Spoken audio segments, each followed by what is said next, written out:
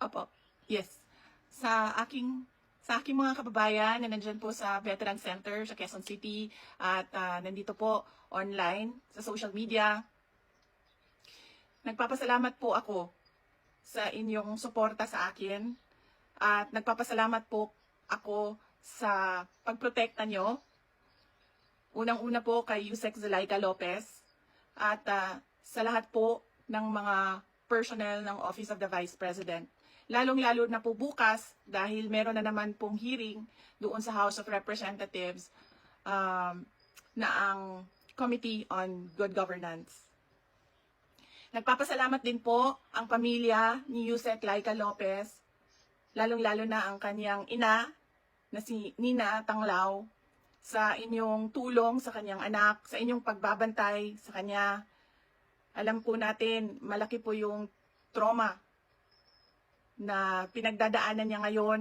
Minsan po nakakahawa dahil po sa harassment and threat to her life.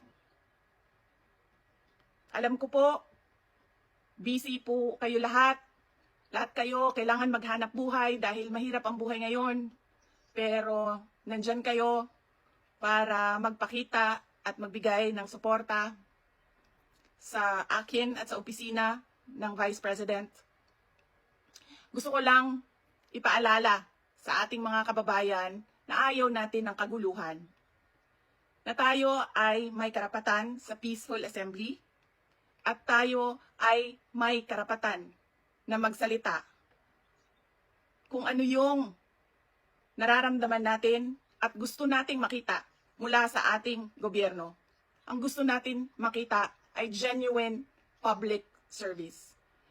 Kung maalala nyo po, hindi ako sumama o sumali kahit sa anumang panawagan ng pagtanggal sa Pangulong Marcos sa kanyang pwesto. Bumisita ako sa rally ng Kingdom of Jesus Christ sa Bonifacio noon dahil nakiramay o nagkipagsimpatiya ako sa kanilang nararamdaman at hirap na pinagdadaanan.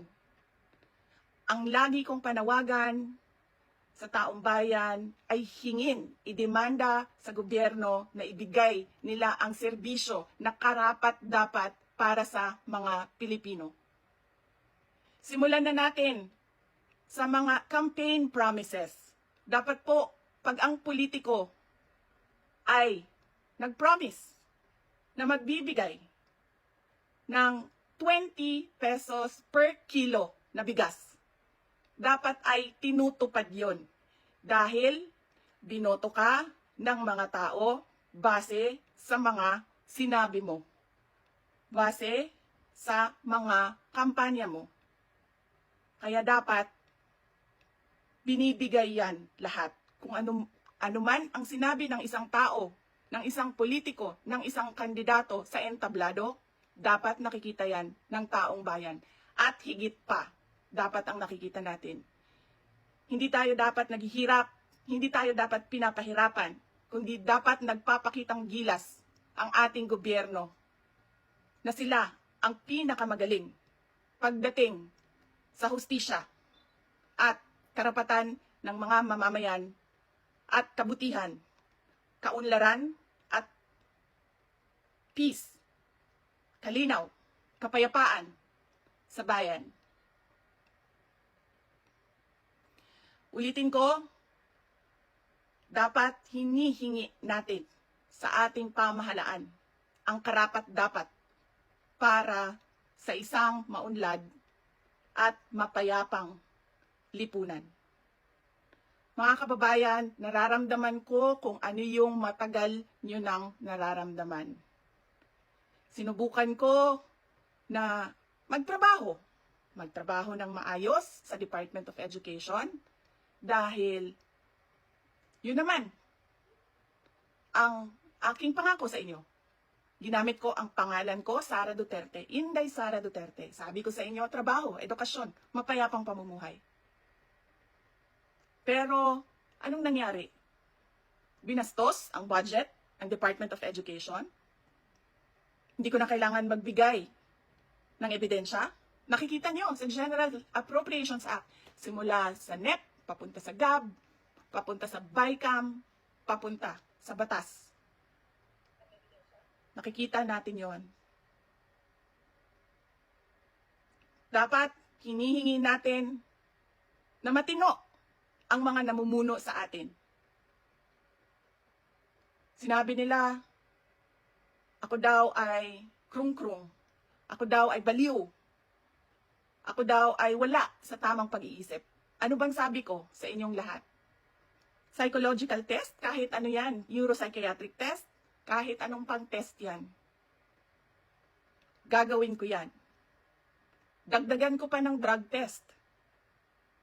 Pero dapat, magpa-drug test ang lahat ng mga nagtatrabaho sa Office of the President, sa Office of the Vice President, sa lahat ng opisina ng Senado, sa lahat ng opisina ng House of Representatives, sa lahat ng departamento ng ating bayan, ng ating pamahalaan. Diba? Ano pang test ang gusto niyong idagdag ko? Wala na kayong mapuna sa akin. Pinagtatakpan ninyo ang mga kakulangan ng pamahalaan. Ako ang ginagawa ninyong punching bag para hindi napapansin, nakikita, naririnig ng mga tao ang kalokohan, ang korupsyon, at ang katiwalian na ginagawa sa gobyerno. Magpa-drug test tayong lahat sa harap ng taong bayan. Dalawa lang yan, mga kababayan. Ibigay namin ang mga pangako namin sa inyo noong nangangampanya kami. At papakita namin sa inyo na matino kami. Magpapadrug test kaming lahat. Simulan namin sa Office of the Vice President.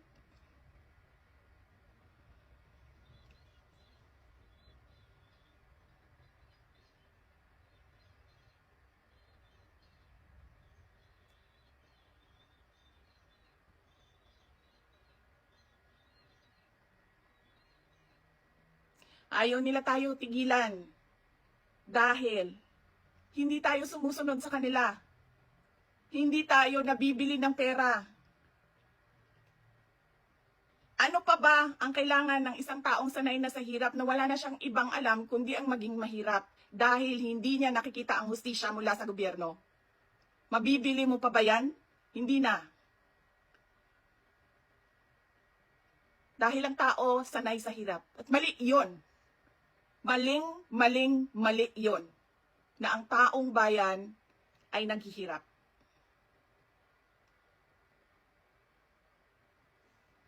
Mga kababayan, ulitin ko ang aking pagpapasalamat sa inyong suporta, sa inyong pagprotekta, at lalong-lalo na sa inyong pagmamahal. Nararamdaman ko yon. Mahal ko kayong lahat. Mahal ko itong bayan natin. Wala na po tayong ibang bayan. Hindi po tayo mga politiko at mga mayayaman na meron pong bahay kung saan-saan. Sa Australia, sa Singapore, sa Amerika, sa Spain, sa Europe, kung saan-saan ang mga bahay nila. Napakadali sa kanila na talikuran ang bayan. Pero tayo, saan tayo pupunta? Sa mga probinsya lang natin. Sa Samar, sa Leyte, sa Cebu, sa Bohol, sa Siquijor, sa Negros Oriental, sa Negros Occidental, sa Panay Island, sa Mindanao, sa Luzon. Doon lang tayo makakapunta, makakauwi kung magulo ang bayan. Pero ang mga mayayaman at mga politiko, iiwanan lang tayo. Kaya mga kababayan, paniguraduhin nyo na hinihingi ninyo sa gobyerno kung ano yung karapat-dapat para sa ating lahat. Hindi lang karapat-dapat para sa mga politiko at mayayaman. Nagpapasalamat po ako at paalala po ulit sa inyong lahat, peaceful assembly sa ilalim ng freedom of speech ang ating hangad.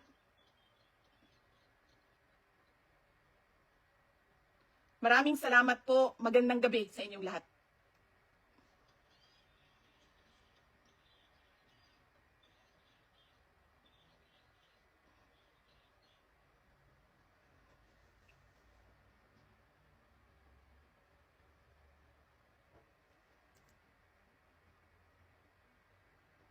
Laban.